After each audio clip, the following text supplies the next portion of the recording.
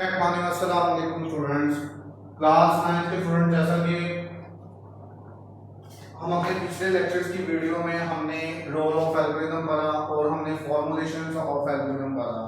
यानी कि role of algorithm से मुराद कि एल्गोरिथम का रोल हमारी कंप्यूटर साइंस प्रॉब्लम सॉल्विंग में क्या होता है, और इसके अलावा हमने फॉर्मुलेशन ऑफ एल्गोरिथम से मुराद के हम फॉर्मुलेशन क्या होती हैं कि एल्गोरिथम्स को लिखने के क्या रूल्स एंड रेगुलेशन होते हैं, किस तरह से स्टार्ट करते हैं, किस तरह से हम स्टेप लेते हैं, किस तरह से गो टू में जाते हैं, किस तरह से चीज वैल्यूज को सेट करते हैं, और देन किस तरह से हम आउटपुट और स्टॉप के प्रोसीजर में जाते हैं। तो स्टूडेंट्स, आज हम एग्जांपल ऑफ एल्गोरिथम को कुछ डिस्कस करेंगे। तो एग्जांपल नंबर 1 जो हम है हमारे 30.4 में एग्जांपल नंबर ऑफ एल्गोरिथम, जो कि एग्जांपल नंबर 1 है, वो क्या कह रही है? To find the sum product and average of 5 given numbers। अब स्टूडेंट्स यहाँ पे कह रहा है कि हमने फाइंड करना है किसी भी गिवन नंबर्स के से में सम उसको फाइंड करना है, प्रोडक्ट फाइंड करनी है और एवरेज को फाइंड करना है। तो इसमें स्टूडेंट्स स्टेप नंबर 1 में हम स्टार्ट से करेंगे। मैंने आप लोगों को बताया था किसी भी एल्गोरिथम को हम स्टार्ट करने से पहले जैसी बात एल्गोरिथम में हम स्टार्ट लिखेंगे, राइट करेंगे लास्ट में। तो स्टूडेंट्स यहाँ पे स्टेप नंबर 1 में हमने स्टार्ट किया, स्टेप नंबर 2 में इनपुट नंबर। अब स्टूडेंट मैंने आप लोगों को बताया था इनपुट में जब हमने एल्गोरिथम के फॉर्मुलेशन पढ़े थे, तो इनपुट क्या होता है? जो कि यूजर से हम ले रहे हैं कोई भी इनपुट। अब इनपुट यूजर से ली जाती है। अब इनपुट इसमें क्या बोला गया था कि 5 गिवन नंबर्स, यानी कि मैं यूजर से 5 गिवन नंबर्स लूंगा। तो स्टूडेंट जहां पे उसने 5 गिवन नंबर्स को लिखने के स्टाइल में उसने इस तरह से जो इनपुट नंबर्स लिए हैं वो n0, n1, n2, n3, n4 coma लगा के उसने 5 वैल्यू स्टूडेंट यूजर से ले लिया। अब जहां पे स्टूडेंट्स परेशान हो जाते हैं, समटाइम्स देख के ये कहते हैं कि सर जहां पे तो आपने n4 तक लिखा है और आप कह रहे हैं कि सर आपने 5 गिवन नंबर्स लिए हैं, तो सर ये किस तरह से पॉसिबल है? तो स्टूडेंट्स मैं आप लोगों को यही चीज समझाना चाह रहा हूं। मैंने n0 से स्टार्ट किया है, n0, n1, n2, n3, n4, यानी कि 1 2 3 4 5। मैंने 5 यानी कि जो वैल्यूज हैं 5 नंबर्स हैं वो यूजर से मैंने ले ली हैं। अब यूजर जिसके अगेंस्ट कोई भी वैल्यू दे वो डिपेंड करता है जब मेरा कोई भी एल्गोरिथम या प्रोग्राम या फ्लो चार्ट कंपाइल हो, रन हो, वो तब यूजर से उसकी वैल्यूज देगा। लेकिन वैल्यूज देने से मुराद मैंने डिक्लेरेशन करवा दिया, देन यूजर से उसने वैल्यू लेनी ही लेनी है, वो वैल्यू के अगेंस्ट कोई भी नंबर्स ले सकता है।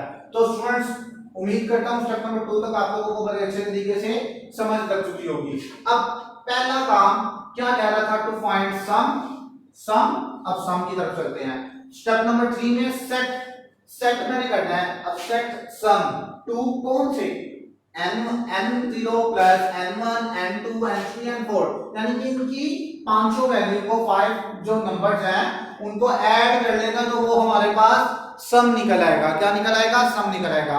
तो स्टूडेंट्स इसी तरह से स्टेप नंबर 4 में मैंने प्रोडक्ट को सेट करना है। अपने एल्गोरिथम में प्रोडक्ट को सेट करने के लिए मैं क्या करूंगा? Set product to, then what is the number? n1 multiply by n1, n0 multiply by n1, n multiply by n2, n multiply by n3, n multiply by n4।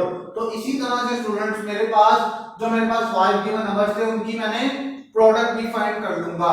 तो यहां तक प्रोडक्ट तक उम्मीद करता हूं स्टूडेंट्स आप लोगों को बड़े अच्छे तरीके से समझ लग चुकी होगी। उसके बाद स्टूडेंट्स एवरेज की तरफ चलते हैं। अब एवरेज में क्या कह रहा है? अब एवरेज में ये होता है, एवरेज को हम अपनी मैथमेटिकल टर्म के अंदर एडेंडा भी बोलते हैं। एडेंडा और एवरेज एक ही टर्म में आता है। अब एवरेज से मुराद n0 प्लस, यानी कि टोटल नंबर्स को मैंने ऐड करना है और डिवाइड करना है टोटल नंबर ऑफ वैल्यूज। अब कितनी है? 1 2 3 4 5 ही है, हमें पता है 5 हमने नंबर्स लिए हैं। तो n0 plus n1 plus n2 plus n3 plus n4 divided by 5, यानी कि 5 निकल आएगी। अब यहाँ पे अभी इनके अगेंस्ट जो वैल्यूज हैं, जो नंबर्स हैं, वो अभी यूजर नहीं हमें देने हैं, हमने यूजर से ले लिया वैल्यू, ये यूजर से वैल्यूज ले रहे हैं। तो स्टेप नंबर 6 में स्टूडेंट्स मैंने आउटपुट जनरेट करवानी है।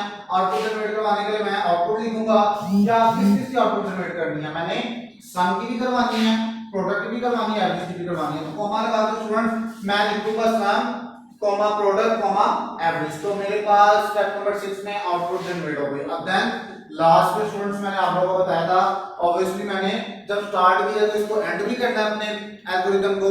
तो स्टूडेंट्स मैंने स्टेप नंबर 7 में अपने एल्गोरिथम को एंड कर दिया। ओके स्टूडेंट, यहां तक मेरा एल्गोरिथम फिनिश हो गया, मैंने एंड कर दिया। तो देन यहां तक मेरा पहली एग्जांपल सॉल्व हो चुकी है स्टूडेंट्स।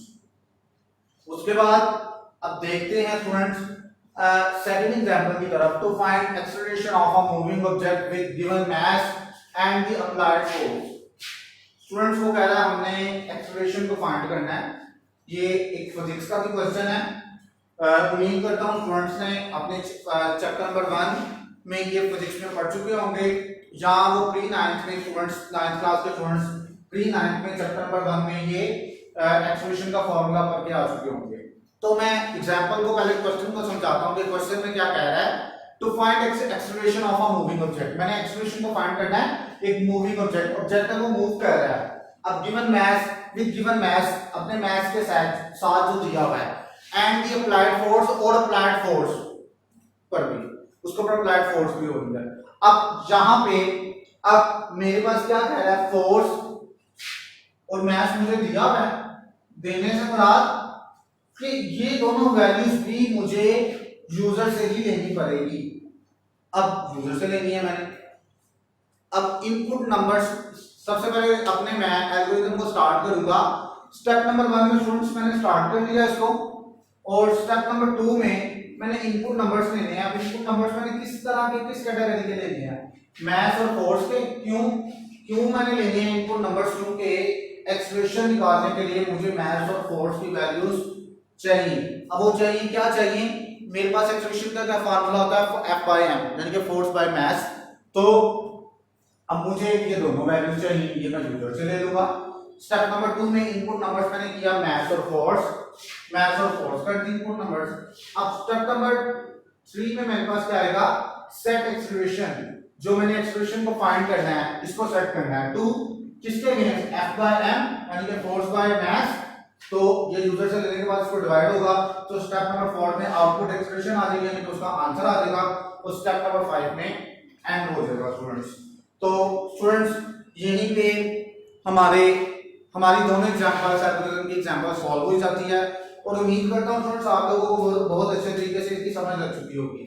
तो स्टूडेंट्स बाकी जो एग्जांपल्स हैं, लार्जर वन नंबर्स है एक एल्गोरिथम में, वॉल्यूम ऑफ क्यूब है, और इसी तरह से जो हमने फ्लो चार्ट में की थी उसी से रिलेटेड है। तो स्टूडेंट्स बाकी की 4 एग्जांपल्स आप लोगों का होम टास्क है, आप लोगों ने समझनी, आप लोगों की बुक पर सॉल्व हुई है और आप लोगों ने समझनी है। देन आगे हम नेक्स्ट टॉपिक की तरफ बढ़ेंगे अपनी नेक्स्ट वीक में। तो स्टूडेंट्स उम्मीद करता हूं आप लोग ये एग्जांपल्स की प्रैक्टिस भी घर में कर रहे होंगे और उनकी लर्निंग भी कर रहे होंगे।